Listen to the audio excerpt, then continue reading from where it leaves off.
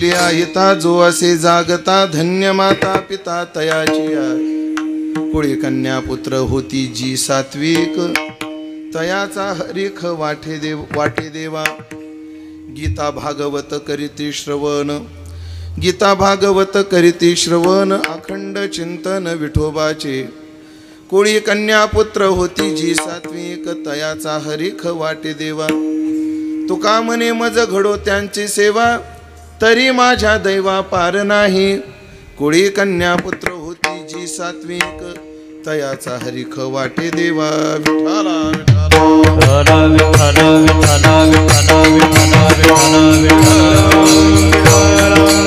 आपुली आहिता जो असे जागता धन्य माता पिता तयाची कुळी कन्या पुत्र होती जी सात्विक तयाचा हरिख वाटे देवा सेवेकरता निवडलेला अभंग संत श्रेष्ठ जगद्गुरु श्री तुकाराम महाराज यांचा चार चरणाचा अत्यंत गोड सुंदर सर्वांच्या पाठातला परिचयाचा नित्य म्हटला जाणारा सुंदर असा अभंग असून या अभंगातून तुकाराम महाराज जो हिताच्या ठिकाणी जागा आहे त्या साधकाचं लक्षण आणि त्याचा महिमा गात आहेत विठाला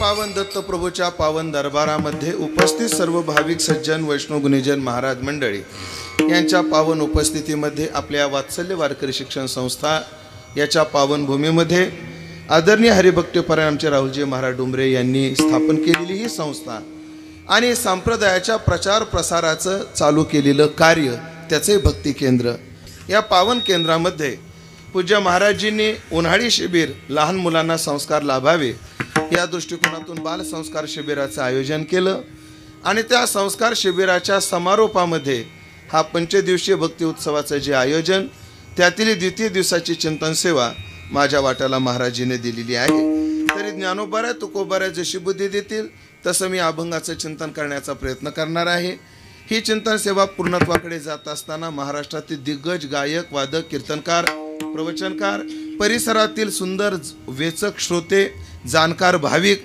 आणि सर्व या विद्यार्थ्यांचे पालक काही या सर्वांची पावन उपस्थिती आहे सर्वांविषयी सद्भाव व्यक्त करतो मला साथ करणारी सर्वच महाराज मंडळी प्रत्येकाचा नाम उल्लेख करत बसलो तर आता 15 मिनिटं जातील पण प्रातिनिधिक स्वरूपामध्ये आमचे वैभव महाराज असतील आदरणीय काळे महाराज असतील त्याचप्रमाणे मृदंगाची साथ करणारे गीते महाराज त्याचप्रमाणे महाराष्ट्राचं मृदंग वैभव जे आहे आणि ते वृद्धिंगत व्हावं वारकरी संप्रदायातला मृदंगही वैभवात राहावा याकरता सांदीपानी गुरुकुलाचं स्थापना करून एक गोड संप्रदायाचं कार्य करणारे आमचे रामजी महाराज पवळ त्यांची उपस्थिती आहे त्याचप्रमाणे आदरणीय ज्ञानेश्वर दासजी महाराज पूज्य बाबाजींची उपस्थिती आहे या कार्यामध्ये राहुलजी महाराजाला मदत करणारे आमचे निलेश महाराज असतील आमचे खरात महाराज असतील दीपकजी महाराज खरात याही मंडळीची उपस्थिती आहे तथा सर्वच महाराज मंडळी सर्वांविषयी सद्भाव व्यक्त करतो आणि अभंगाच्या दृष्टीने चिंतनाचा प्रवास चालू करतो अगदी वेळेमध्ये आपल्याला कीर्तन सेवा पूर्णत्वाकडे न्यायची आहे बरोबर 9:15 पंक्ती बसल्या पाहिजे याची पूर्ण काळजी घ्यायची आहे का कारण आमटी जर उशिरा झाली असती तर कीर्तन लांबवलं असतं कारण त्या आमटीचा वास सगळ्यांच्या नाकामध्ये घुमतोय आणि सगळ्याला लालसा नेमकी आमटी काय आहे त्या आमटीचा आधी परिचय देतो कीर्तन रोजच आहे आधी आमटीचा परिचय देतो आज खास जुन्नर तालुक्यामध्ये आणे नावाचा गाव आहे त्याच्याच बाजूला सावरगाव नावाचं गाव आहे त्या गावातील आमचे सुळसुळे अण्णा आदरणीय अण्णा त्यांचा त्या भागामध्ये आमटीमध्ये हातखंड आहे बरं त्या आमटीचं वैशिष्ट्य आहे ती आमटी कांदा नाही तिला लसण नाही तरी त्याची एकदा चव तुम्ही पाहाल तर खातच राहाल एकदा खाऊनच बघा आणि अण्णांची ती आमटी आहे आणि अण्णा आमटी निष्ठेने बनवतात सहसा अण्णा जिथं कीर्तन आहे तिथंच आमटी करतात हे त्यांचं वैशिष्ट्य तुम्ही त्या भागात जर आले त्या भागामध्ये आम्ही फिरतो काळे महाराज पवळ महाराज आम्ही त्याही भागामध्ये फिरतो तुम्ही कदाचित येत असाल मला माहिती नाही पण मी जातोय मला माहिती तर त्या भागामध्ये केवळ अण्णाची आमटे आपल्या गावात व्हावी म्हणून लोकांनी कीर्तन आणि सप्ते चालू केलेले आहेत अशी अण्णांची महती आहे अण्णा जेव्हा जेव्हा मला भेटतात तेव्हा अण्णांचा हात मी घेत असतो ना हात आधी डोक्याला लावत असतो एखाद्याच्या हाताला ती चव असते. म्हणून खास ती पहिल्यांदा आपण धनगरवाडीला आणले होते. धनगरवाडीचे लोक कीर्तन साक्तेनव करत नव्हते. मी त्यांना आग्रह धरला, त्यांनी 1-2 वर्षामध्ये तो बदल केला. पहिल्यांदा अण्णांना तिथं बोलवलं, तिथं राहुल महाराज त्या सेवेमध्ये होते आणि मग पुन्हा त्या अण्णांना इथंही आपण आमंत्रित केलेलं आहे. पण आदरणीय अण्णांची आज कीर्तन झाल्यानंतर आमटी महाराज, त्या आमटीचं वैशिष्ट्य तांब्याभर जरी पिली तर काही त्रास होणार नाही, पण तेवढी पिऊ नका सांगायला लागलो फक्त. अशी सुंदर आहे. आणि मग ते पुढं प्रसाद आहे, सगळ्यांची जेवणं आहेत. त्या दृष्टिकोनातून आपण नियोजित वेळेत पूर्णत्वाकडे नेऊ सेवेला. ऐका मंडळी, मी एक तुकाराम महाराजांचा अभंग निवडलाय की जो हिताच्या ठिकाणी जागा आहे त्याचं लक्षणही महाराजांना सांगितलेलं आहे. थोडा स्वराचा आवाज कमी करा थोडा. त्याचं लक्षणही महाराजांनी सांगितलेलं आहे, त्याचा महिमाही महाराजांनी गायलेला आहे. ऐकलं मंडळी, तुकाराम महाराजाच्या गाथ्यामध्ये 4 प्रकारचे लोक दिसून येतात. म्हणजे महाराजांच्या वर्णनात हिताच्या ठिकाणी झोपलेला, हिताच्या ठिकाणी जागा असलेला, आणि हिताच्या ठिकाणी जागवणारा, आणि हिताच्या ठिकाणी जागता. विठ्ठला विठ्ठला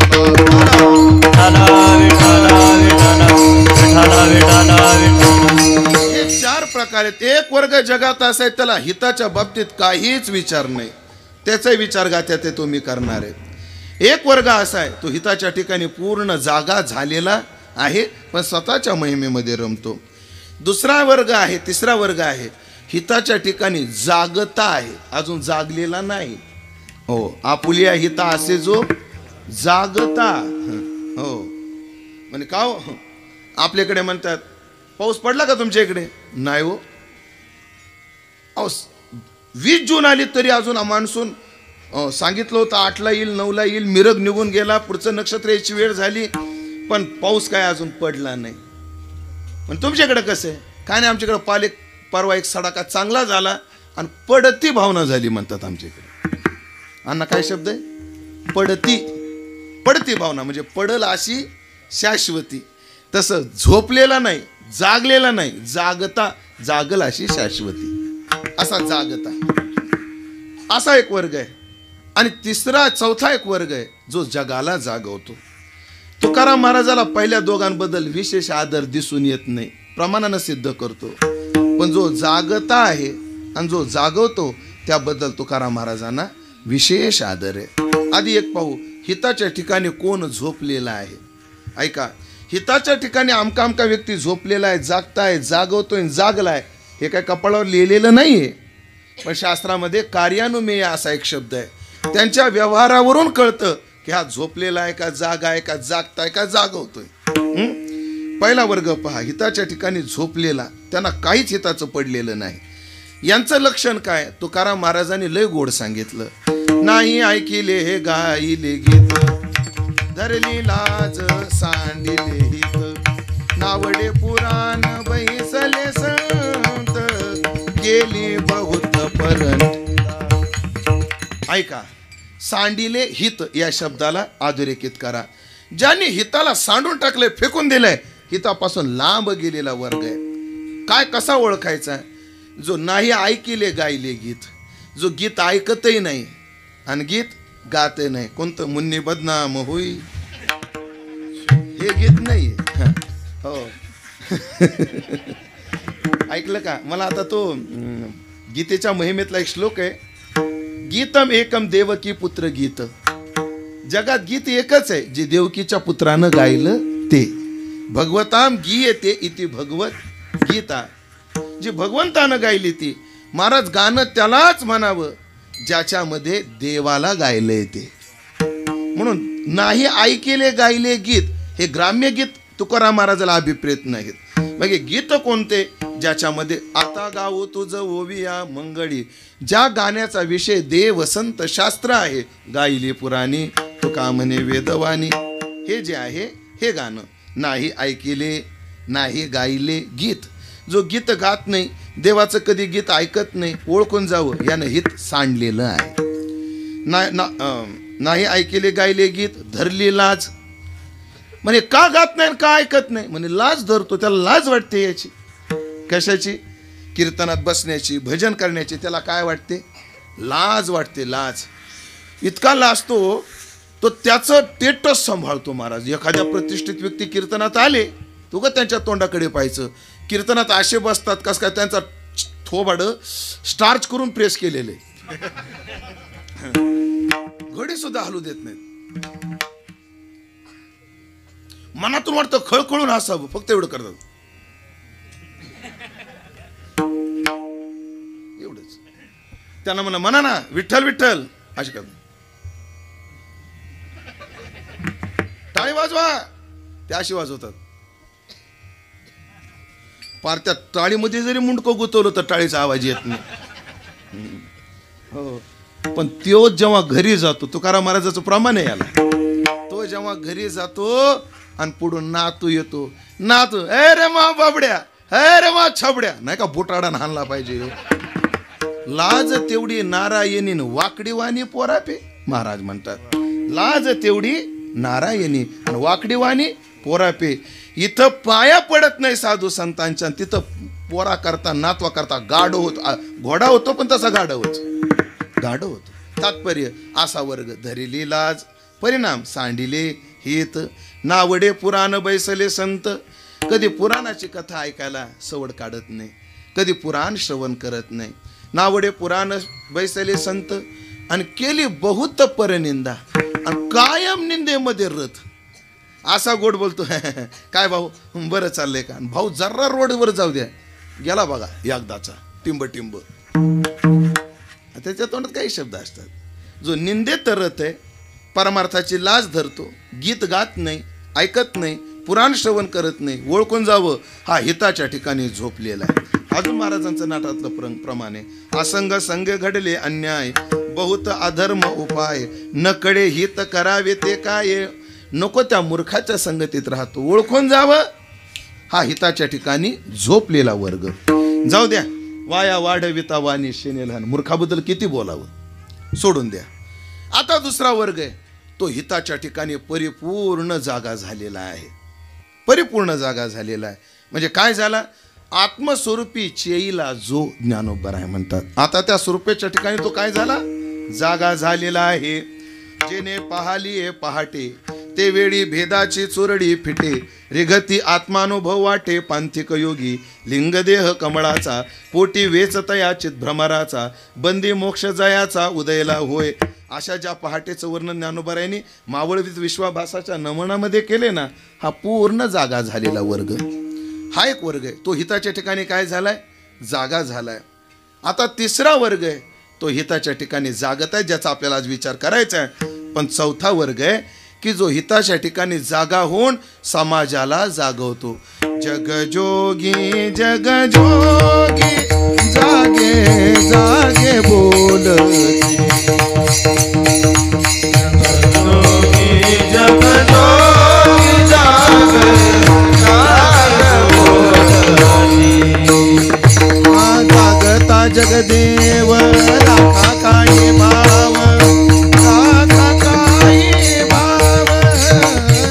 जागता जगदेव राखा काही भाव, राखा काही भाव.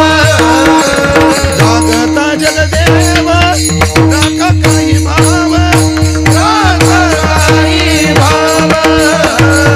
जागता जगदेव राखा काही भाव, राखा काही भाव. जगजोगी जगजोगी जागे जागे बोलते, जगजोगी जगजोगी जोगी जगजोगी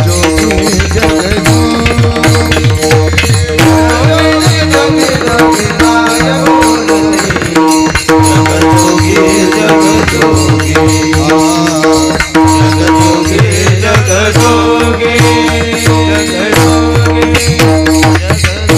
आता जागा रे भाईनो जागा. किती प्रमाण, कितीतरी प्रमाण आहेत. हो, गावा आत बाहेर हिंडे आडी, देवदेवीची केलीची पोळी. चरण नसता वाजे धुमाडी, ज्ञानदेवाची कांती सावळी गा. ऐसे जागविले अवघे जन, अरे काही जागा की निजलासी, सुने जागवोनी दारापाशी. या सगळ्या अभंगाचा विचार करा. हा जो साधूचा वर्ग आहे तो समाजाला जागवणारा वर्ग आहे. मज निरंतर जाग, मज निरंतर जाग, काय सांगू आता संतांचे उपकार, काय सांगू आता संतांचे उपकार, मज निरंतर जागवे ते काय द्यावे त्याचे भावे उतराये, काय द्यावे त्याचे भावे उतराये, काय सांगू आता संतांचे उपकार, काय सांगू आता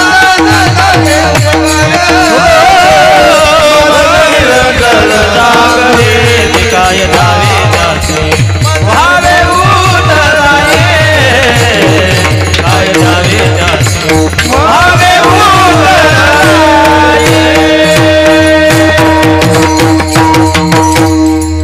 हा जागवणारा वर्ग, हा एक झाला जागवणारा, एक झाला जागलेला, एक झाला झोपलेला, पण चौथा एक वर्ग आहे जागता. हे ध्यानात ठेवा. एक विचार मंडळी आहे का, तुकाराम महाराजाला जे झोपलेत ना त्यांच्याबद्दल कीव आहे, ते आवडत नाही तुकाराम महाराजांना, आवडत नाही. तुकाराम महाराज म्हणतात, तुका म्हणे क्षण नको तयाचे दर्शन. हे अशी माणसं क्षणभर सुद्धा नको बघायला भेटायला. हो, देवा पायी नाही भाव. काय करायचे अशी माणसं भेटली न भेटली काय, हरिकथे ते धिकारी शत्रू माझा तोची वैरी, तुका म्हणे क्षण नको तयाचे दर्शन. जाऊ द्या, हे सोडून द्या, ते आवडत नाहीत महाराजाला. जे जागलेले आहेत ना ते तुकाराम महाराजाला तेवढे आवडत नाही. का? तुकाराम महाराज स्पष्ट म्हटले, आप तरे त्या की कौन बराई, और नको भलो नाम धराई. स्वतः जागा झाला जो समाजाच्या हिताकरता जर तत्पर नसेल त्याचा काय उपयोग आहे. हो, मला गुळ जर हातात दिला ना कोणी, मला लय भारी उदाहरण सांगता येईल.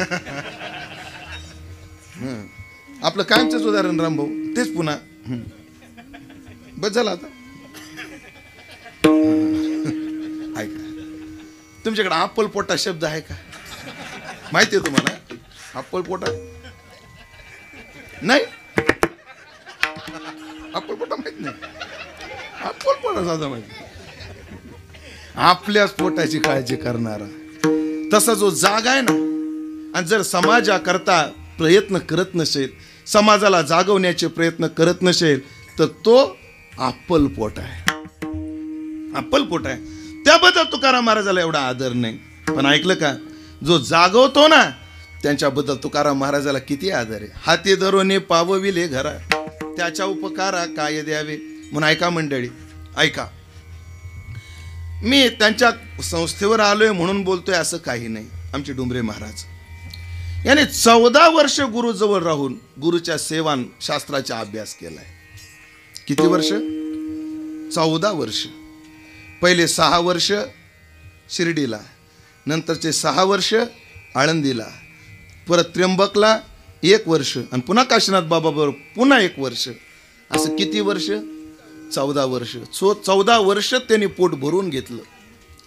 आणि ते तेवढ्यावर थांबले नाही.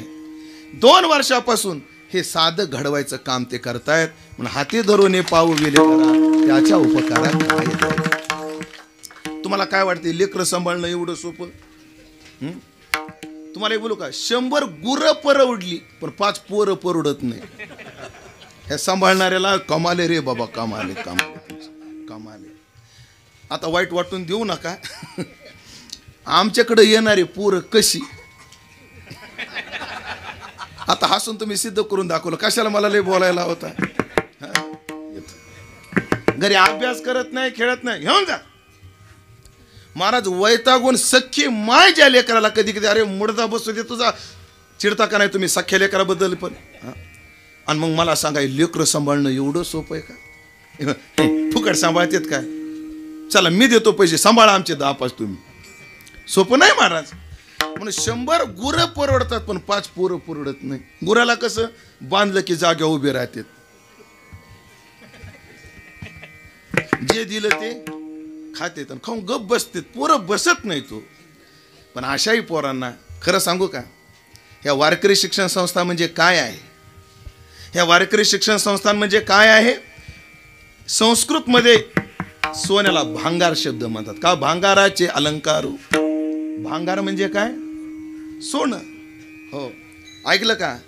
ही वात्सल्य वारकरी शिक्षण संस्था, जोग महाराजाची वारकरी शिक्षण संस्था, सांदीपनी गुरुकुल आश्रम, हे आश्रम म्हणजे काय? भंगाराचं भांगार करण्याचा कारखाना आहे. ध्यानात ठेवा.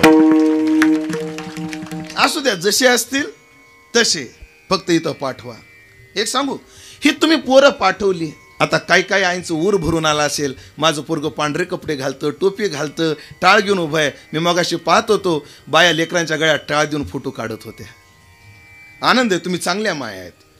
नाहीतर एक गात्यात अशी माय आहे, शेजारणीला सांगू लागली, काय सांगू तुला सखे बाई, आणि काय आमच्या 7 पिढ्यात कोणी असं नव्हतं ग, कोणी असं बाटलं नव्हतं ग.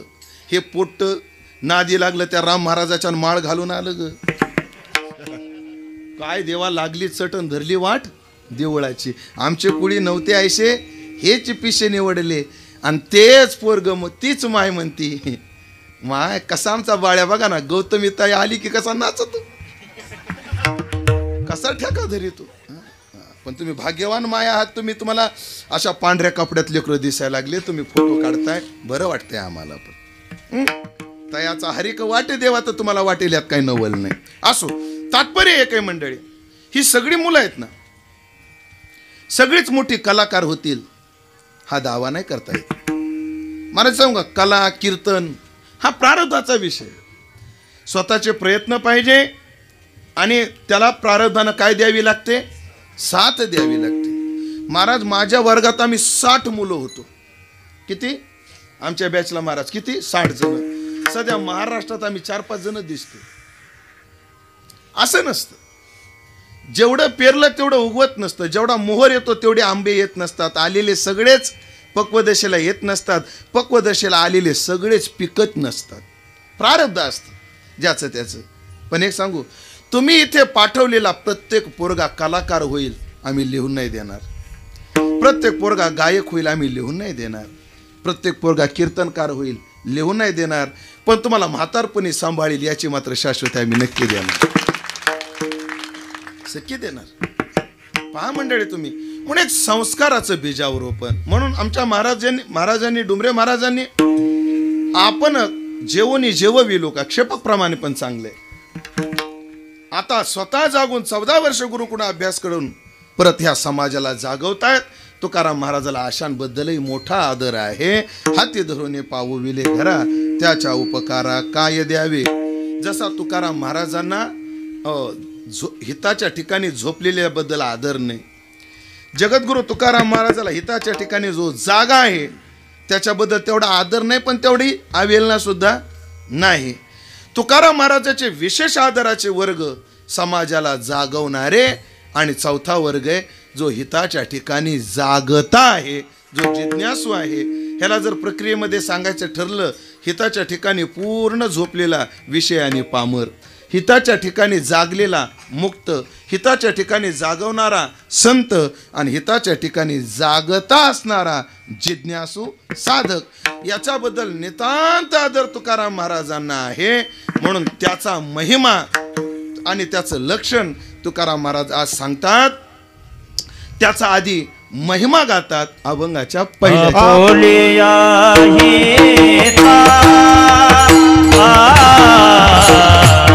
जो असे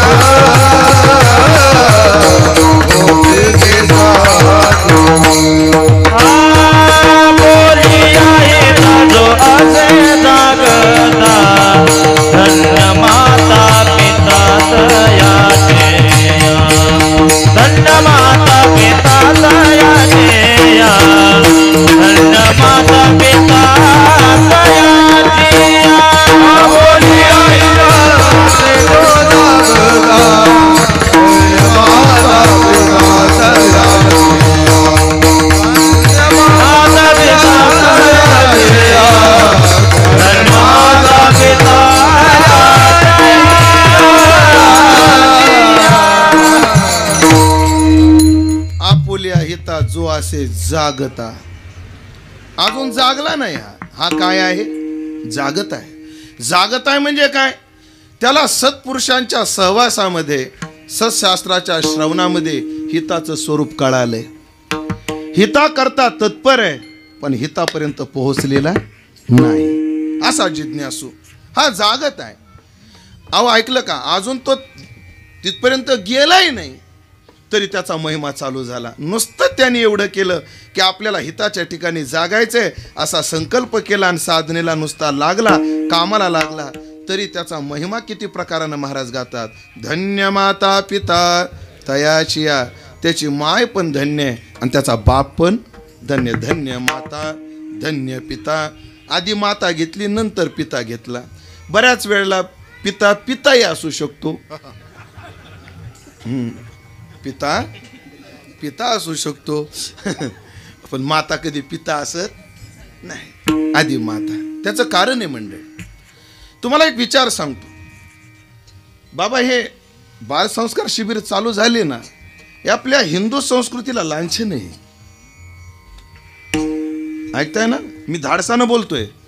बाल संस्कार शिबिर निर्माण होणं म्हणजे आपल्या संस्कृतीला लांछन आहे. का लांछन आहे? त्याचं कारण आहे, जुन्या काळात बालसंस्कार शिबिर नव्हते पण लोक संस्कारी होते. कारण का? त्यांना संस्कार घरीच मिळायचे. आता घरात मिळत नाहीत म्हणून संस्कार शिबिर काढावे लागतात. म्हणजे लांछन नाही तर काय? जसं वृद्धाश्रम हे काय आहे? लांछन आहे. म्हणून मला असं वाटतं कधी कधी हे बालसंस्कार शिबिर कायम घेण्यापेक्षा आधी म्हाताऱ्याचे बी संस्कार शिबिर घेतले पाहिजे. असो, तात्पर्य ऐका मंडळी. धन्य माता. कारण का? लेकराला हिताच्या ठिकाणी जाग करण्यामध्ये सगळ्यात मोठा हात कोणाचा असेल तर तो आईचा असतो. म्हणून आपल्याकडे म्हटलं जातं विद्यार्थ्याचं जगात सर्वात मोठं पहिलं विद्यापीठ कोणतं आहे तर आई. त्याचं हे काय आहे? पहिलं विद्यापीठ आहे. पहिलं विद्यापीठ आहे. ध्यानात ठेवा. काय असतं? आईच्या वागण्यावर, आईच्या आचरणावर पुढची पिढी काय असते? अवलंबून असते. अवलंबून असते. कयाधू तिचा प्रल्हाद पहा, रुक्मिणी यांचा मुलगा ज्ञानोबा पहा, कनकाई यांचा मुलगा तुकोबा पहा आणि इतिहासातला जिजाईचा शिवबा पहा. जिजाईचा शिवबा पहा. ऐका मंडळी, आईचा मुलाच्या संस्कारामध्ये कसा वाटा असतो. उदाहरण सांगतो याला. उदाहरण, मुलगा आईचं जेवढं ऐकतो तेवढं बापाचं नाही ऐकत. ह्याच्यावर तुमचा काय अनुभव आहे तुम्ही सांगा. आता मला लेकरत नाहीत म्हणून सांगत नाही, माहिती नाही मला. हो, याला उदाहरण कीर्तनकार लय गोड देतात. मला लय आवडलेलं उदाहरण आहे. बाप कामावून घरी आला आणि बायकोला कडाड्याची भूक लागली, वाढ बरं मला. तुम्ही अहो स्वयंपाक राहिलाय, अजून स्वयंपाक राहिला. अगं 2 माणसा स्वयंपाक तुला होत नाही. अहो लेकरू एवढं रडत होतं, काय करावं? रडता थांबे ना, त्याला सांभाळू का स्वयंपाक करू? काय एवढंच टीचभर लेकरू तुला सांभाळणं होत नाही, सांभाळून बघा ना म्हणली. लगेच 10 मिनिटं स्वयंपाक. ठीक आहे, आणि म्हणले माझ्याकडे, त्याला मी सांभाळतो. त्याने लेकराला कडेवर घेतलं. काय चाललं बाबूचं, काय चाललं बाळाचं? असे नाही माझं बाळ, असं करतात बाप लोक, मी पाहिलेले. ते बाहेर घेऊन आलं. कोणाला? पोराला. पोराला वाण्याचं दुकान दिसलं आणि वाण्याच्या दुकानात गुळ होता. पोरगा म्हणला, पप्पा